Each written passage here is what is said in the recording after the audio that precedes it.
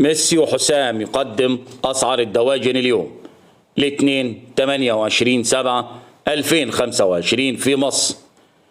أسعار الفراخ البيضة والساسو كمان. السلام عليكم ورحمة الله وبركاته. أهلا وسهلا بكم أصدقائي المتابعين للقناة.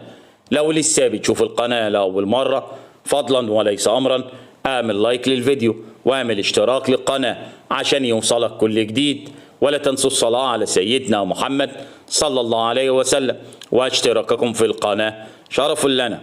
واستكمالا لعرض وتحديث أسعار الفراخ البيضة وأسعار الدواجن. أما بالنسبة لأسعار جملة وقطاعي وفي المحلات فهي كالتالي: سعر البط البلدي في المزرعة سجل 110 وفي المحلات 120 جنيه. سعر البط الفرنساوي في المزرعة سجل 65 جنيه وفي المحلات 75 جنيه للكيلو. سعر البط المولار في المزرعة سجل 75 جنيه وفي المحلات 85 جنيه للكيلو.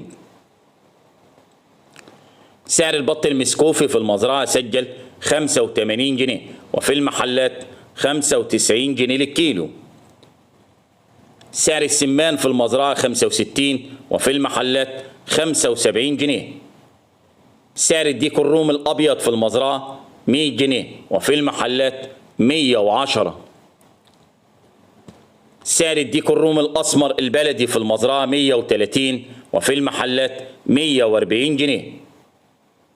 سعر الفراخ البيضة في المزرعة سجل 64 وسعر التنفيذ 63 وفي المحلات 71 جنيه للكيلو. أسعار الفراخ الساسو في المزرعة سجل أعلى سعر 103 وأقل سعر 102 وفي المحلات 112 جنيه. سعر الأرنب اليوم في المزرعة سجل 90 جنيه وفي المحلات 100 جنيه. سعر الفراخ البلدي الحر في المزرعة 105 وفي المحلات 115 جنيه.